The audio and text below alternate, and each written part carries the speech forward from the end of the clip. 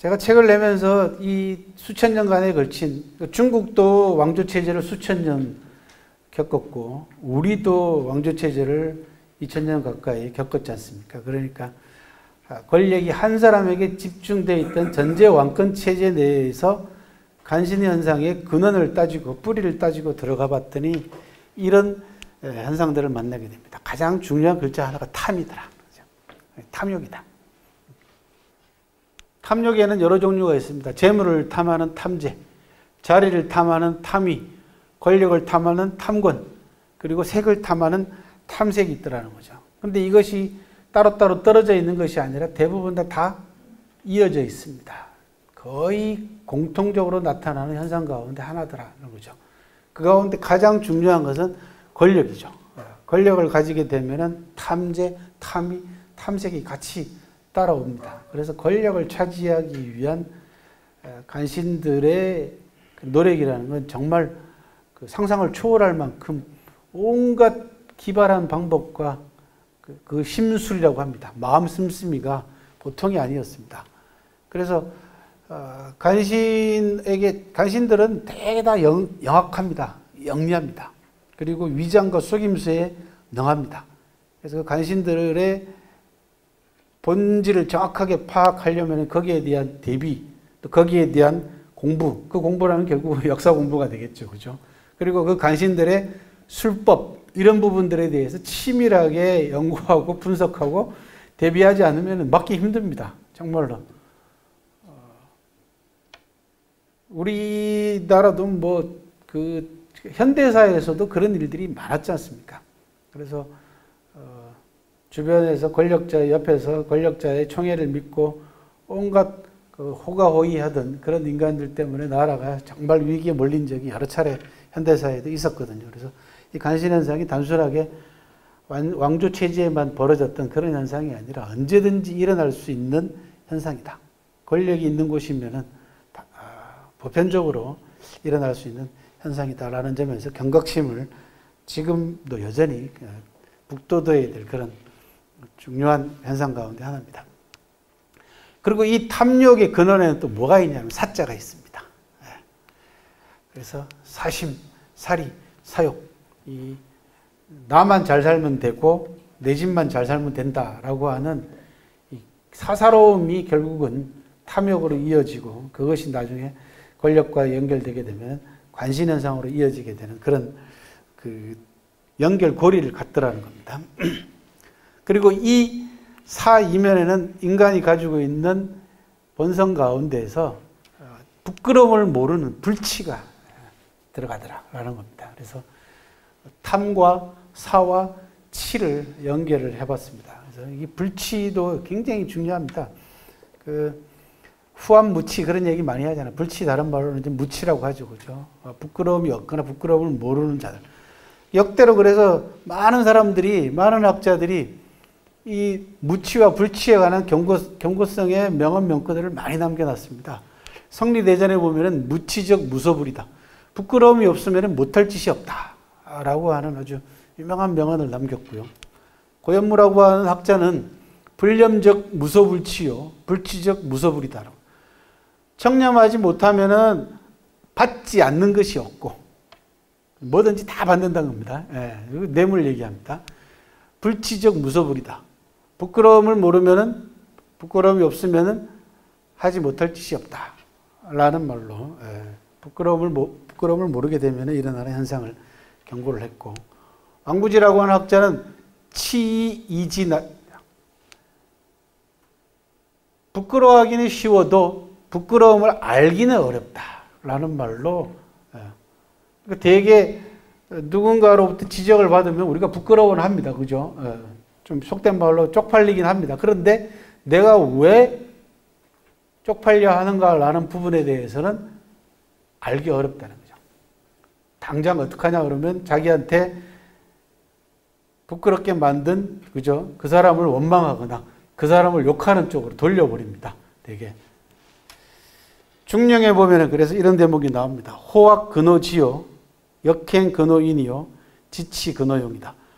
배우기를 좋아하는 것은 지식이 아는 것에 가까워지는 길이고 힘써 실천하는 것은 어짐을 실천하는 데 가까워지는 것이고 지치, 부끄러움을 아는 것은 용기에 가깝다라고 얘기를 했습니다. 그래서 부끄러워하는 게 상당히 힘들다라는 부분을 보여주는 또 유명한 명구들이었습니다. 부끄러워하기는 쉬워도 왜 부끄러운지 아는 것은 어렵다라는 왕부지의 말이 참 가슴속에 와 닿습니다. 왜 부끄러운지 알면 다시는 그런 짓 안 하거든요. 그죠? 근데 그걸 모르다 보니까 이제 무치가 되고 불치가 됩니다.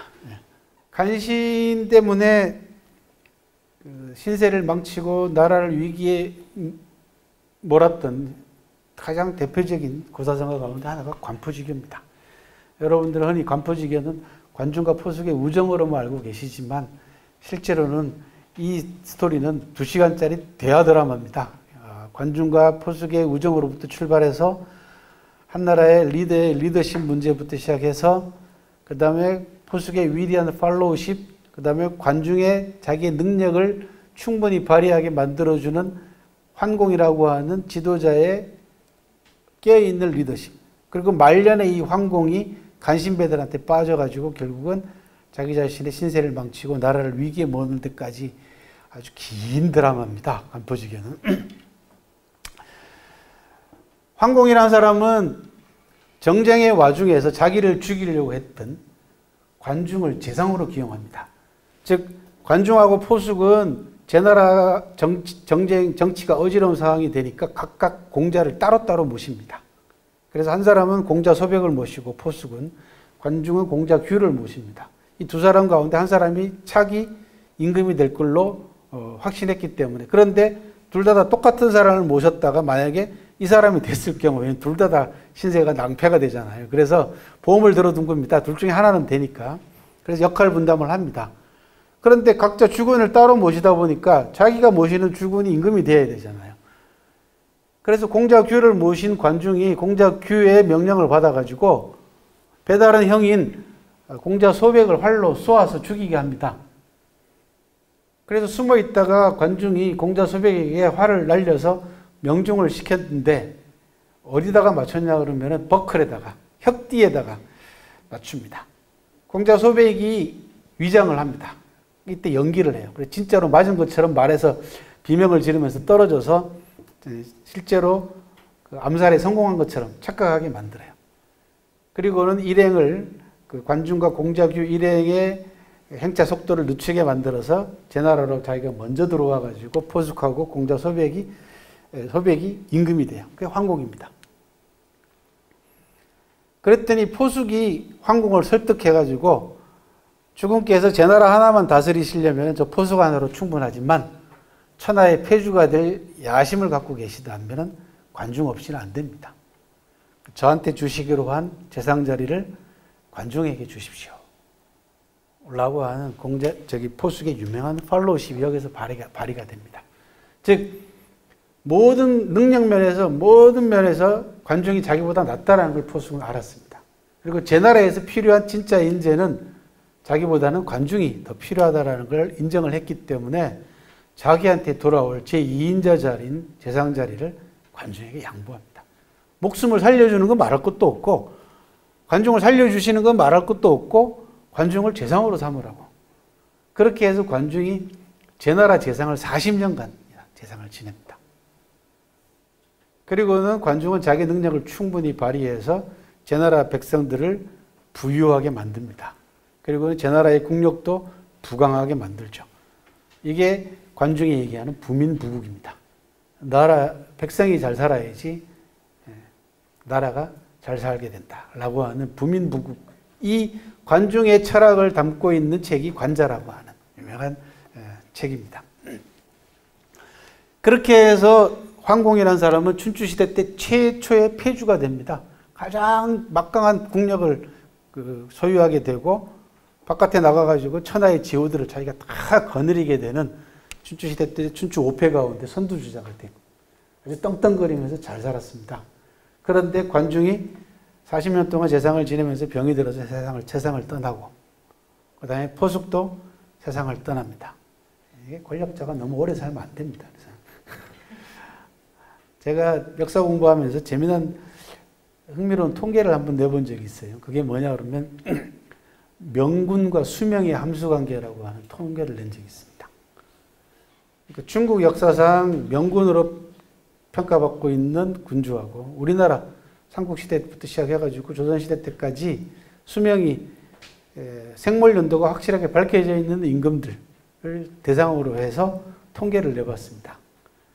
그랬더니 재밌게도 거의 공통된 수치가 나왔어요. 그게 뭐냐 그러면 20살에서 30살 사이에 임금 자리에 올라서 20년 내지 30년 정도 재위하다가 60 이전에 세상을 떠난 사람들이 다 명군이었습니다.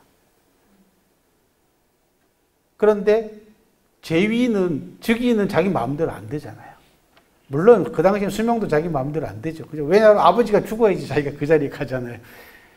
그런데도 재미있게도 그건 뭘 얘기해 주냐 그러면 정상적으로 권력 자리가 교체됐다는 겁니다. 그러니까 20살 내에서 30살 정도 즉위했다는 얘기는 그 앞 임금도 적당한 시기에 세상을 떠났기 때문에 가능했죠. 그죠? 그래서 당태종을 비롯해서 우리나라 세종대왕도 마찬가지고 정조대왕도 마찬가지입니다. 되게 명군으로 평가받는 양반들은 전부 다 60 이전에 세상을 떠났습니다. 특히 재미나는 인물은 누구였냐면 당태종이었는데요. 당태종은 중국 역사상 600명 가까운 제왕 가운데서 최고의 명군으로 꼽히거든요. 좀 이따가 소개를 해드릴 텐데. 근데 이 당태종도 말년에요. 실수를 많이 합니다. 세상을 떠나기 몇 년 전에. 그런데 치명적인 실수를 하기 전에 죽어요. 50대 중반에 죽습니다.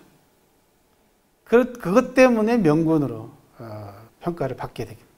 그래서 자연이 내려준 선물이죠.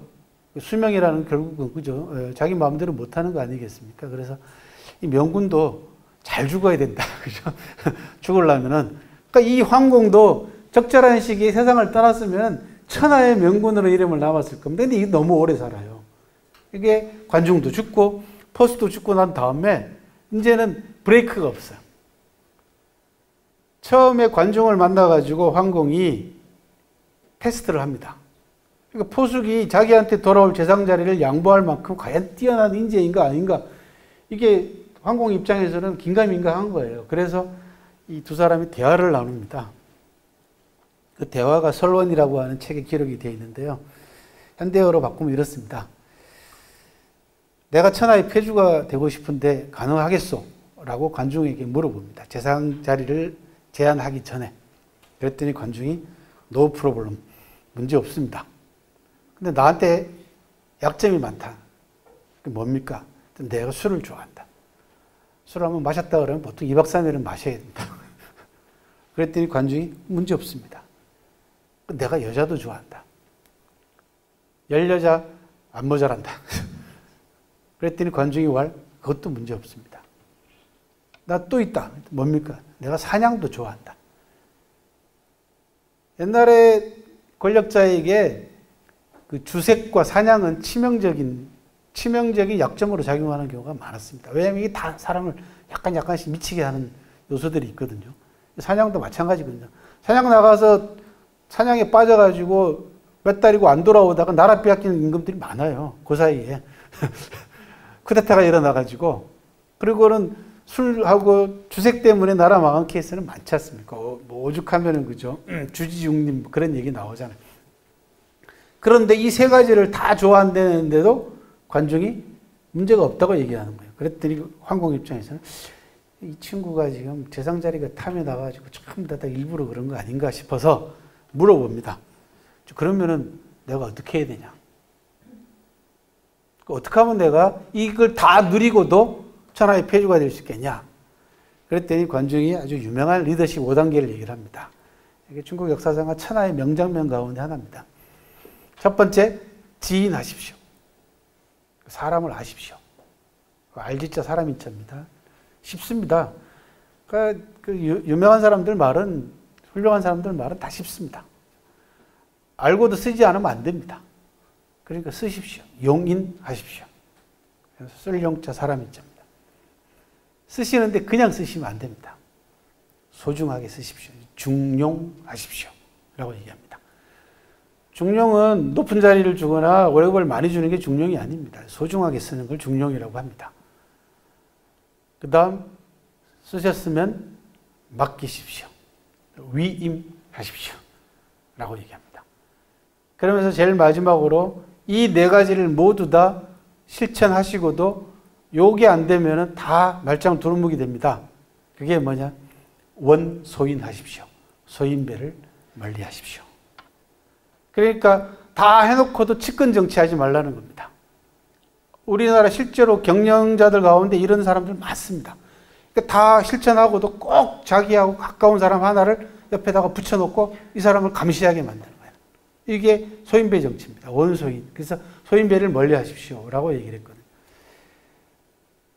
듣고 보니까 황공이 참 좋은 말이긴 한데 한 가지 드는 의문이 있는 거예요. 그게 뭐냐 그랬더니 뭔가 했더니 자기가 할 일이 없는 거예요. 그래서 물어봅니다. 나는? 그랬더니 가만히 계십시오. 그래서 40년 동안 관중한테 맡겨놓고요. 누릴 거 다 누리고 삽니다. 수십 명의 첩을 거느리고 마시고 싶을 때 마시고 사냥 나가고 싶을 때 사냥 나가고 다 그러고 살았어요. 그리고는 관중이 병에 들어서 죽을 때가 됐잖아요. 황공이 병문안을 갑니다. 병문안을 갔는데 실질적으로는 형식적으로는 병문안이고 실질적으로는 뭐냐 그러면 그 후임자가 걱정이 되는 거야. 왜냐하면 지금까지 자기는 아무것도 안 하고 맡겨놓고 떵떵거리고 살았단 말이에요. 그런데 이제는 관중이 일어날 기미가 안 보이니까 아무래도 죽을 것 같으니까 후임자를 논의하려고 이제 병문안을 픽계로 갔어요. 이거 일어나셔야 될 텐데 관중이 아무래도 가망이 없을 것 같습니다. 그랬더니 그러면 후임자를 누구로 했으면 좋겠냐? 포숙 살아 있습니다. 제가 그래서 CEO들한테 그 설문지를 돌렸어요. 이렇게 상황을 설명을 해주고 그랬더니 95% 가까이가 포숙을 후임자로 추천할 거다. 내가 만약에 관중이라면. 그리고 나머지 5% 정도는 잘 모르겠다 했어요. 인지상정이죠, 그죠? 그런데 놀랍게도 관중이 포숙을 추천하지 않습니다. 이 관포지견은 정말로 놀라운 스토리입니다. 자기한테 돌아올 재상 자리를 관중한테 양보한 것도 놀랍고, 그죠? 2인자 자리를 양보한 것도 놀랍고, 살려주는 것까지는 할 수 있겠는데. 그런데 그 추천을 받아가지고 재상을 40년씩이나 지낸 관중 입장에서 이제는 살면 몇 년 산다고, 그죠? 포숙 이제 늙긴 했습니다만은 해먹으면 몇 년 해먹는다고. 포숙이 얼마나 인품이 훌륭한 사람입니까? 그런데 자기 후임으로 포숙을 추천하지 않습니다. 기록에는 어떻게 되어 있냐 그러면은 황공이 놀래가지고 포숙은 하고 반문하는 대목이 나옵니다. 그러니까 황공도 당연히 포숙을 후임으로 추천할 걸로 예상을 했던 거예요. 그랬더니 관정이 뭐라고 얘기를 하냐 그러면 포숙은 위인이 군자라. 사람이 너무 맑고 깨끗한 사람이라 모든 일을 굳고 그 다음에 온갖 그 복잡하고 지저분한 일까지 다 두루두루 처리해야 되는 재상 자리에 맞지 않습니다. 습등을 제 후임으로 임명하시면은 잘 그런 대로 무난하게 넘어갈 겁니다. 이렇게 얘기를 했습니다. 그러니까 이 관중과 포숙의 공사구분 정신이라는 거는 정말 감동적인 대목입니다. 근데 여기서 옆에 있던 측근 하나가 임금 옆에 시중을 들던 측근 하나가 그 얘기를 듣고는 쭉 포숙한테 쫓아가서 일러 바칩니다. 그 자리가 어떤 자리인데 해먹으면 몇 년 해먹는다고. 그 자리가 또 누구 때문에 관중이 그 사람이 40년간 부귀영화를 누렸는데 당신을 추천하지 않고 다른 사람을 추천하더란 말이에요. 두 사람은 이간질을 합니다. 듣고 있던 포숙이 이렇게 얘기를 합니다. 됐어, 물러가시오. 내가 사람 하나는 참 잘 봤어. 내가 그러라고 그 사람을 그 자리에 추천한 거예요. 아주 유명한 이게 관포지교입니다. 관포지교는 정말 감동의 연속입니다. 그리고 탄식의 연속입니다. 그렇게 해서 습붕이 재상에 대해서 무난하게 넘어갔죠. 그리고 포숙이 세상을 떠납니다. 그러고 난 다음에 황공이 관중의 경고도 잊어버리고 또 포숙의 직원도 사라진 마당에서 나사가 풀려가지고 간신배들을 가까이 합니다. 수조, 개방, 여가라고 하는 3명의 간신들을 가까이 해서 결국은 정변이 일어나서 자기는 저 별궁으로 유폐당합니다. 유폐당해서 굶어 죽습니다. 굶어 죽었는데 죽은 줄 몰라가지고 시체를 돌보지 않아가지고 시체에서 구더기가 기어 나와가지고 담장 밖을 구더기가 기어 나오는 바람에 아 저기 저 양반이 죽었구나라는 걸 알게 돼서 64일 만에 장례를 치러졌다라고 하는 그런 비참한 치유가 있습니다. 이게 소인배 간신을 가까이 하게 되면은 그리고 그 이후에 제나라는 정쟁이 일어나가지고 또 한바탕 소용돌이에 빠지게 됩니다. 물론 그 이후로도 제나라는 관중과 포석이 다져놓은 개혁정책 덕분에 강대국으로서의 면모는 잃지 않았습니다만은 원래 황공 때 누렸던 그 강대국으로서의 위신과 위력은 현저하게 줄어들어 버린 그런 결과를 초래를 했습니다.